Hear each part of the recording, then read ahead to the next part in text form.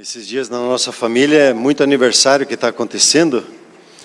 Ontem o irmão da Silva teve aniversário, a Cleusa teve aniversário ontem, né? Parabéns para vocês, né? Hoje nós temos o Natan fazendo aniversário, também temos a Irunina, que fez aí também o seu aniversário, né? Ela está aqui junto conosco, né? O Theo está de aniversário hoje também, o Theo. E também aí a Isabela da Juliana, também está de aniversário hoje, né? 7 aninhos, glória a Deus. E amanhã nós temos o aniversário da Michelle, e na quinta-feira o aniversário do Elcio. E interessante nos aniversários, nas famílias, eu me dei conta nesses dias, até pela vida do Pedro, que é o jeitão dele brincar com a gente, e ele sempre quer o primeiro pedaço do bolo. E eu fiquei me perguntando de onde que vem essa cultura do primeiro pedaço. Normalmente o primeiro pedaço do bolo é entregue à pessoa mais importante na vida do aniversariante. O Pedro sempre faz questão de os sobrinhos darem para ele o primeiro, né? E de onde que vem esse costume, né? E ele fala do princípio bíblico. Ele tem um nome. A gente vê toda vez que dá uma mostra aqui das ofertas, que é o princípio da primícia. É o princípio do primeiro lugar, de como eu demonstro, né, da minha parte, que Deus é o primeiro na minha vida. Então, esse princípio bíblico, ele vem em primícias, ou às vezes é mencionado como primeiros frutos, e que é muito presente nas Escrituras. E nesses dias que nós estamos falando sobre finanças, já primeira mensagem nós falamos sobre a generosidade, como a generosidade começa no pequeno, né? E cada um tem o que compartilhar com o seu próximo. Isso vai gerando uma mente próspera, uma mente que pensa em como pode abençoar, e não uma mente de como eu posso receber alguma coisa para mim. E semana passada falamos sobre o dízimo, como eu usei o exemplo fugiu agora o exemplo eu usei o Colgate, né? O Colgate, o exemplo, mas a premissa é como que a nossa parte que nós devemos a Deus por poder usufruir tudo que Ele nos tem dado, né? O reconhecimento com Ele. E no processo, sempre há uma luta. Mas é lei, não é lei? E a base, como nós já falamos no ano passado, e como tenho insistido aqui com a igreja, o nosso desejo é exercer fé, fidelidade e honra a Deus com as nossas finanças. Então, para nós não tem, assim por dizer, não temos mandamentos sobre nós. Nós temos os princípios de Deus e obedecemos a Ele pela fé. Paulo fala, inclusive, da obediência da fé, né? Que a gente precisa exercer. E quando eu tenho interesse em cumprir com a vontade de Deus, acho que isso aqui não, vou colocar para cá. Quando eu tenho interesse em cumprir a vontade de Deus, então eu começo a receber o discernimento sobre os pensamentos e caminhos de Deus. Para mim isso ficou claro numa meditação lá em João, quando o Senhor Jesus diz assim: aquele que tem os meus mandamentos e os guarda, esse é o que me ama, e aquele que me ama será amado pelo meu Pai, e eu também amarei e me manifestarei a Ele. Então, a minha postura, Senhor, eu quero cumprir com a sua vontade, quero cumprir com os princípios, aquilo que está no seu coração, eu quero fazer isso. O que acontece? O Pai e o Filho, eles começam a se manifestar a nós. E eu mencionei aqui, não vou entrar hoje nesse texto, mas em Lucas 16... você tem a menção que o Senhor Jesus fala: se nós cuidamos das riquezas desse mundo de maneira que é fiel a Deus, Ele vai nos proporcionar as riquezas que não tem como pagar, as riquezas eternas, a revelação dEle mesmo em nossas vidas, do agir dEle em nossa vida. Então é uma postura básica. Eu quero conhecer os caminhos de Deus para cumpri-los, não para ficar discutindo sobre eles. O que acontece? Ficamos discutindo para fugir ou para contra-argumentar, e o nosso foco é: Senhor, eu quero cumprir com a sua vontade. Então, eu busco o entendimento para saber como viver o que o Pai tem para a minha vida. E quando apenas fico discutindo entre o certo e o errado, entre concordo e não concordo, eu fico na árvore, dessa árvore, do certo e do errado, do conhecimento do bem e do mal. Eu fico ali discutindo. E ali eu brigo. Quando eu vou me alimentar da árvore da vida, aí eu vou me alimentar dos princípios de Deus para obedecê-los. E então, a base, se você quiser me acompanhar, vou citar alguns versículos, a base para nós é a honra. E você tem isso descrito em Provérbios, no capítulo 3, onde Deus coloca assim o seu coração para conosco, em relação aos bens e em relação às primícias. Ele diz assim, em Provérbios 3, 9 e 10. Honra ao Senhor com os teus bens e com as primícias de toda a tua renda, e se encherão fartamente os teus celeiros. Hoje seria a tua poupança. E transbordarão de vinho os teus lagares. O teu trabalho será extremamente próspero, ele vai ser bastante produtivo, vai transbordar. Então, o princípio da honra fala de dar o devido peso, dar o devido valor, a devida importância sobre um assunto ou sobre uma pessoa. Eu sempre menciono aqui que quando o marido perde o sentimento de honra para com a sua esposa, ele começa a tratá-la de maneira comum, como qualquer outra pessoa, às vezes pior. E da mesma forma da parte da mulher, quando a mulher olha para o seu marido como mais um, ou como comum na sua vida, e não como um presente, um favor de Deus, a desonra, ela cai ali presente na vida daquele relacionamento, e aí já entra um processo de destruição. E aqui nós lemos que a orientação do Espírito Santo é darmos honra a Deus, com os nossos bens e com as primícias de toda a renda. Então você e eu, nós sabemos o que fazer. A pergunta é como, é outra pergunta, mas primeiro é o que? O que Deus espera de nós? É honrá-lo, com tudo que Ele nos tem dado, com todos os nossos bens e também com as nossas primícias. Aí é onde que nós encontramos o exemplo? Justamente na primeira oferta da palavra de Deus que nós temos. E ela é mencionada em Hebreus, se você quiser abrir junto comigo em Hebreus, capítulo de número 11, quando se fala dos heróis da fé, você vai encontrar, já no começo, a menção à oferta da primícia.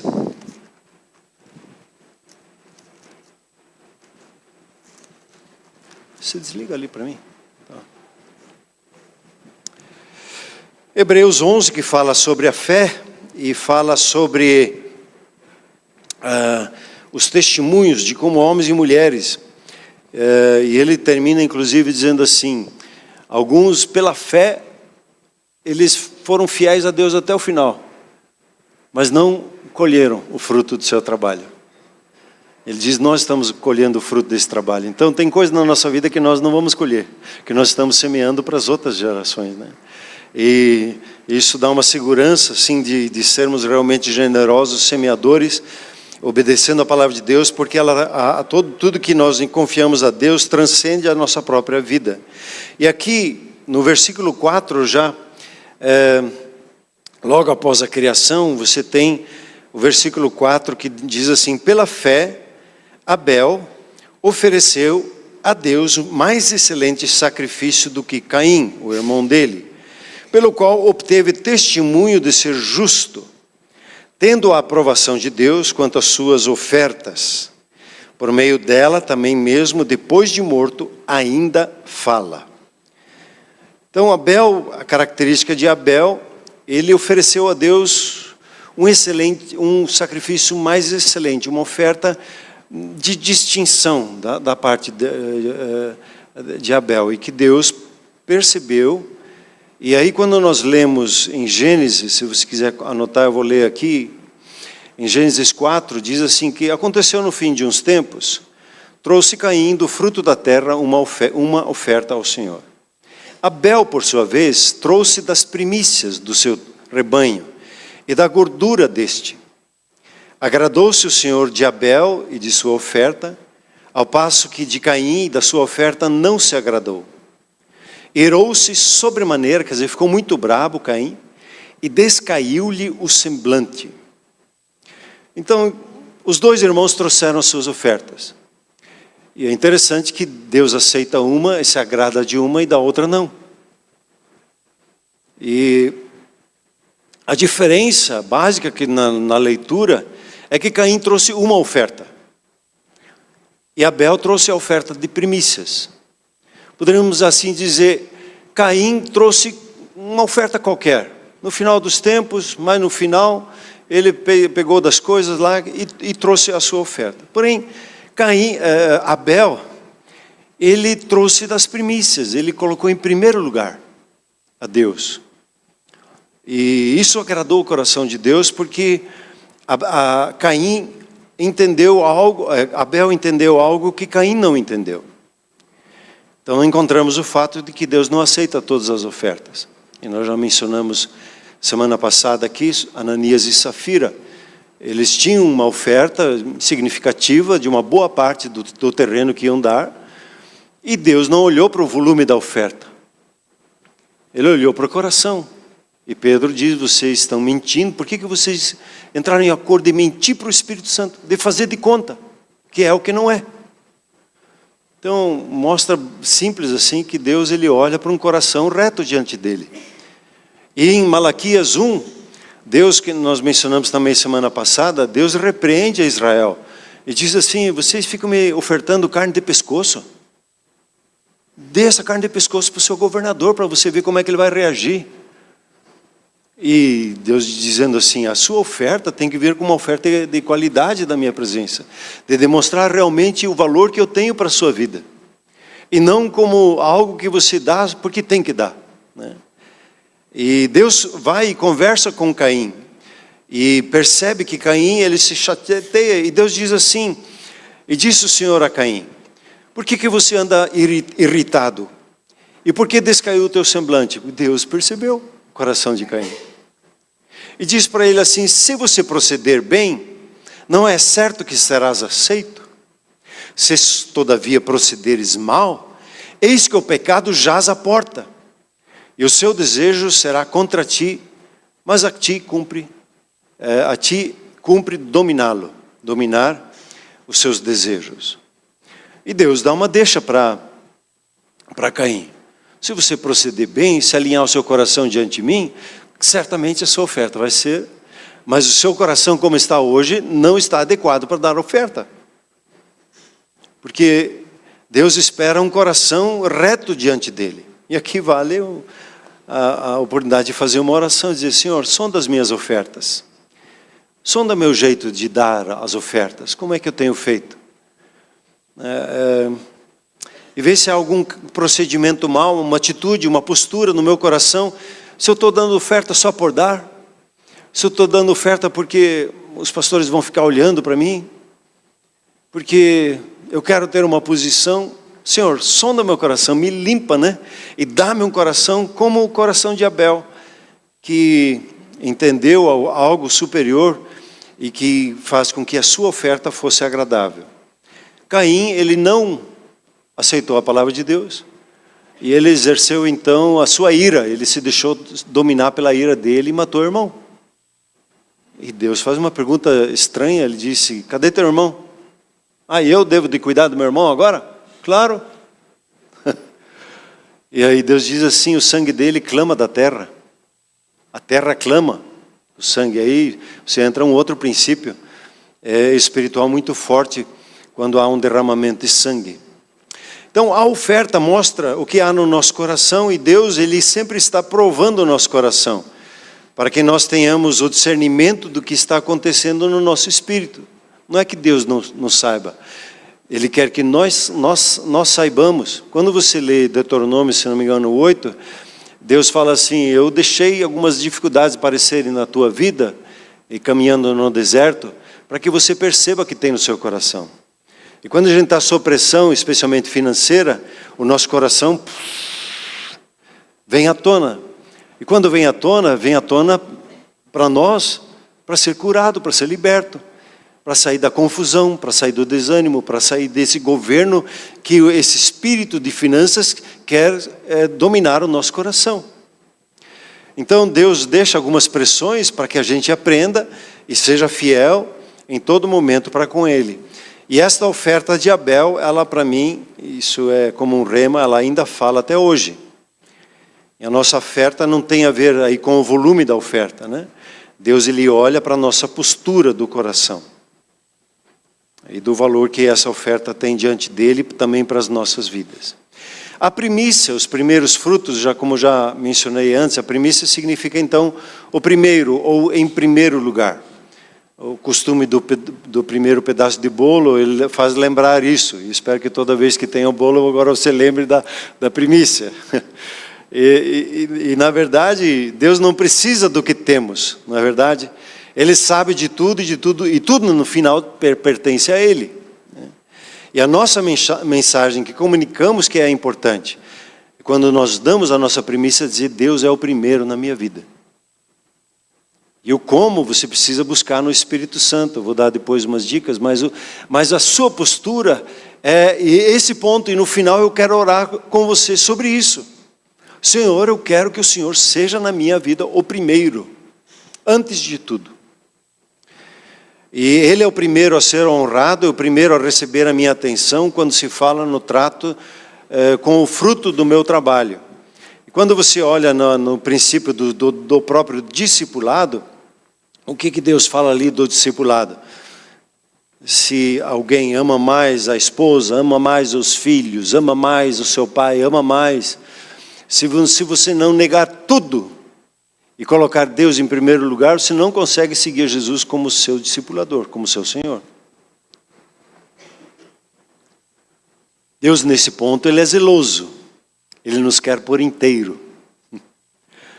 Como nós já cantamos hoje aqui, é o tudo. Deus deu o tudo para andar com Ele, Ele espera que o nosso tudo seja dado a Ele também. Lucas diz assim, né? No 14:33, assim, pois todo aquele que dentre vós não renuncia a tudo quanto tem, não pode ser meu discípulo. Então Deus quer a primazia em nossas vidas, e mostramos isso a Ele como nós ofertamos a nossa oferta de primícia.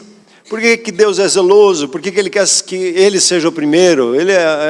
Esses dias vi um post assim muito engraçado, a pessoa dizendo assim, esse Deus que precisa, que tem problema de autoestima, que a gente fica louvando Ele, esse Deus não vale para mim. Conta outra, uma criancice, esse tipo de post. Porque quem precisa que Deus seja reconhecido como o primeiro? Nós precisamos. Quando Ele é o primeiro na nossa vida, nós é que somos abençoados em primeiro lugar. E o modus operandi de Deus é assim, sempre colocar o primeiro. Né? Em primeiro lugar a Ele em todas as coisas. Quer ter um casamento bem sucedido? Coloque o Senhor como primeiro. E aí, quando vem uma dificuldade que você fica indignado com o seu cônjuge, Ele é o primeiro na sua vida. Aí você pergunta, e aí, Senhor, como é que o Senhor quer que eu trate? Você não reage na sua emoção, você não reage na circunstância, você age na presença de Deus e diz, Senhor, e agora me ajude. Estou com uma pressão financeira aqui que não sei o que fazer, Senhor. E aí, Senhor, me ensina. É em primeiro lugar. Um tempo nós íamos para uma igreja lá em Blumenau. E eles faziam uma festa como igreja. E a festa ela foi crescendo em Blumenau de tal forma que faziam ali onde é que é o Oktoberfest. E aí eu vi eles tinham uma placa lá, Primeiros Socorros. Era o time de oração que estava lá. Último socorro estava do lado. Esses dias um irmão compartilhou assim, ele foi pedir para a pastora se ela tinha um remédio ali para a filha, para o filho, e ele disse, sim, está aqui o remédio, mas, meu irmão, nós temos o costume lá em casa, que antes de tomar remédio a gente ora. Ele recebeu uma bela primeiro o remédio, depois a oração se não der certo. Não, sempre primeiro a Deus. Quando Ele é o primeiro, todas as outras coisas vão se ajustando na nossa vida. Isso é um princípio, é uma premissa. Aí você vê a força da primícia, né? E o maior exemplo de primícia você tem em João 3,16, porque Deus amou o mundo de tal maneira que deu seu Filho unigênito, para que todo aquele que nele crê não pereça, mas tenha vida eterna. Jesus era o único Filho de Deus, assim como Abraão tinha só um filho. E Deus diz, me dá o teu filho. E Abraão não negou. Porque Abraão creu além do natural. Ele disse, e se meu filho morrer, eu creio na força da ressurreição. Ele, além do tempo, Abraão viu isso, porque ele viu pela fé essa questão. E ele não ficou chateado com Deus, que Deus pediu para ele. Quando você lê lá o texto em Gênesis 21, ele já cedo de manhã, ele pegou e levantou e foi. Nós iremos e nós voltaremos. Uma confiança profunda em Deus. Eu vou ofertar tudo a Deus. E chega certo momento para nós como pais, como mães, onde Deus pede os filhos. Tanto que no processo das Escrituras, Deus revela o pensamento, o primogênito é meu. O seu primeiro filho é meu. Se consagra ele a mim. Mas... numa sociedade humanista, numa sociedade voltada ao consumo, ao desejo próprio, uma sociedade em que é racionalista, ela não entende os princípios de Deus. Por isso que eles se discernem espiritualmente, por isso que eu preciso me alimentar da árvore da vida para perceber os pensamentos e os caminhos de Deus que são muito superiores que os meus. Deus oferta o seu Filho único, e ele perde esse título de unigênito e ganha um outro título. O título de primogênito. O primeiro. E Deus já estava desenhando o processo do primogênito no Antigo Testamento, começar com Abraão. Quando agora daí nós lemos em Colossenses, diz assim, Jesus é a cabeça do corpo da igreja. Ele é o princípio, o primogênito dentre os mortos, para em todas as coisas ter ele a primazia, o primeiro lugar. Depois em Coríntios 15:20, mas de fato Cristo ressuscitou dentre os mortos, sendo ele as primícias do que dorme. Está dizendo aqui que Jesus foi o primeiro a ressuscitar dentre os mortos, para que ele tenha a primazia, seja o primeiro na nossa vida. O primeiro que a gente busca orientação. O primeiro que a gente busca o socorro. O primeiro em todas as circunstâncias e situações. E assim a Bíblia diz, como ele ressuscitou dentre os mortos, ele é a nossa primícia, assim todos nós não ficaremos escravos da morte, mas nós ressuscitaremos como ele ressuscitou. E espiritualmente isso acontece conosco. Assim como Jesus ressuscitou no Espírito, nós também, quando nós entregamos a nossa vida ao Senhor Jesus, nós ressuscitamos espiritualmente. A vida do próprio Deus nos é dada, a vida eterna é manifesta em nós.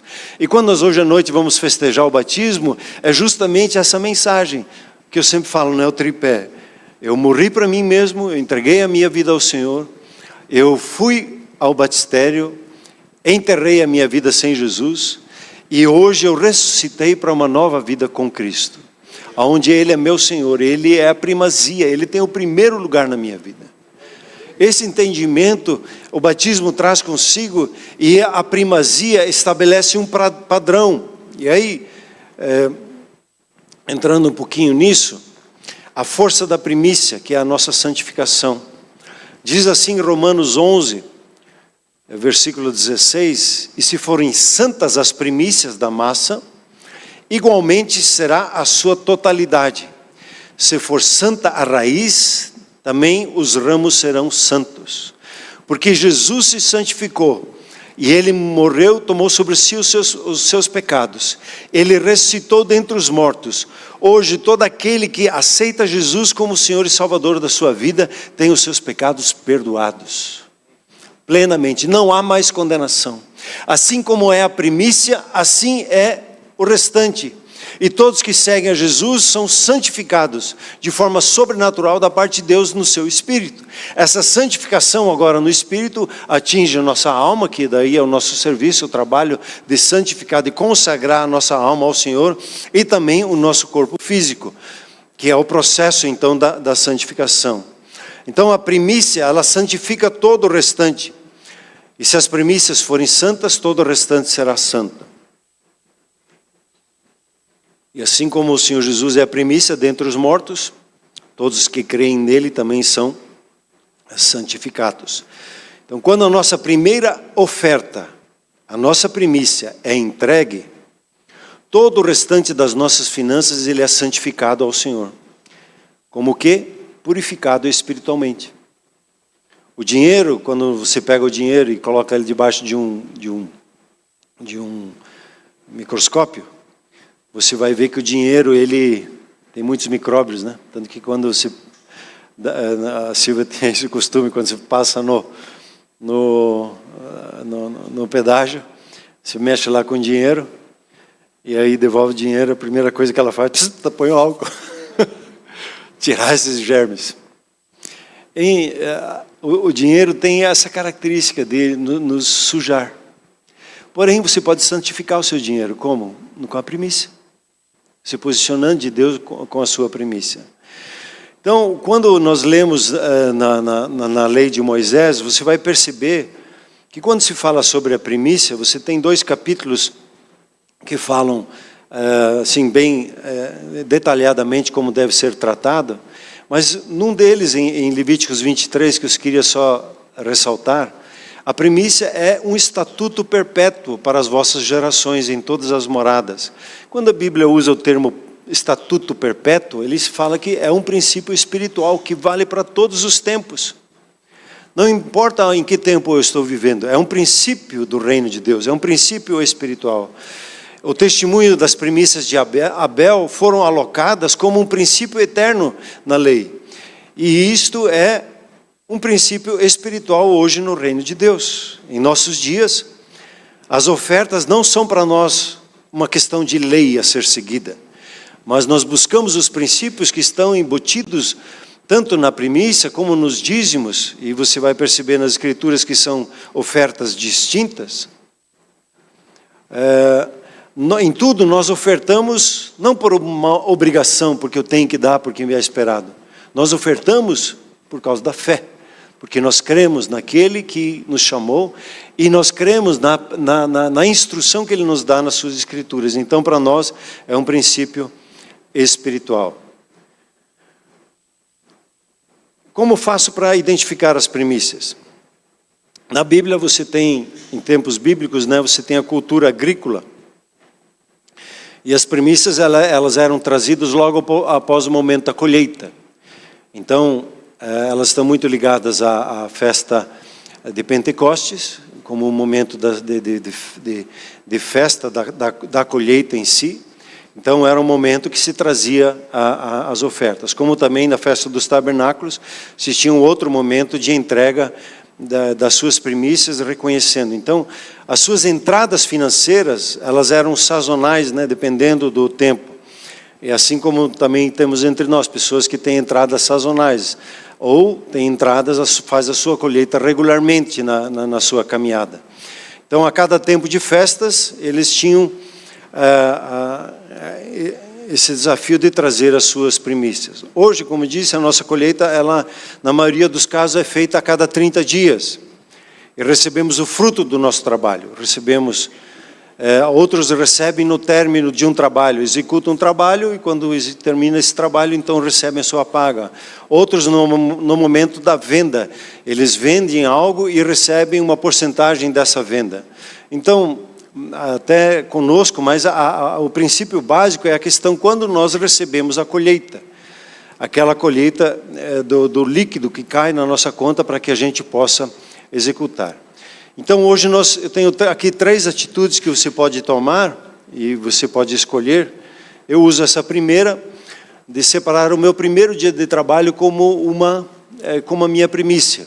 Então como é que eu calculo isso? pego as entradas do mês, divido por 30, eu tenho o valor da minha primícia. E assim que eu faço já há mais de 10 anos, desde que eu aprendi a questão da primícia. Outra opção é você pode decidir em entregar o seu primeiro negócio, a sua primeira entrada no mês. Eu me lembrei que quando você entra num domingo na loja de um judeu ou de um árabe, a primeira venda deles é muito importante. Eles não deixam você sair ali até fechar negócio com você. Eles vão baixando o preço, porque eles têm que vender a primeira venda do dia, ela é muito importante. Ela vai dar ordem para o dia. A primeira venda do mês é muito importante, ela vai dar ordem para o mês. Então eles penchincham mesmo e vão lá embaixo. E se você não compra, eles ficam muito chateados com você. Eles vão atrás de você, vão negociando, né? Mas essa é uma opção. Você decide o primeiro negócio do seu mês, você entrega ao Senhor. Aí tem que guardar o coração, né? Às vezes é o melhor negócio do mês. Mas é o seu coração que vale, né? Terceiro, pessoas também usam o próprio dízimo como sua primícia. A primeira transferência, depois de receber a sua paga, a sua colheita, separa imediatamente o dízimo. Porém, quando se começa a perceber, eu tenho minhas dificuldades com essa terceira opção, porque a Bíblia é muito clara em separar as duas, a primícia dos dízimos como oferta, né? Então, quando você senta e calcula suas ofertas, o que acontece? Você começa a organizar as suas finanças. Às vezes as pessoas dizem, eu não sei calcular. Então tem que fazer orçamento, tem que saber quanto entra, tem que saber quanto sai, né? E você vai percebendo. Nós temos irmãos e irmãs aqui na igreja que podem te ajudar a montar e organizar as suas finanças para que você tenha clareza.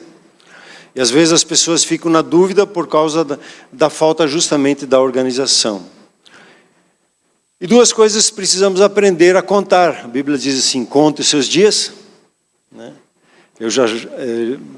Se eu não chegar a 120, eu já vivi mais do que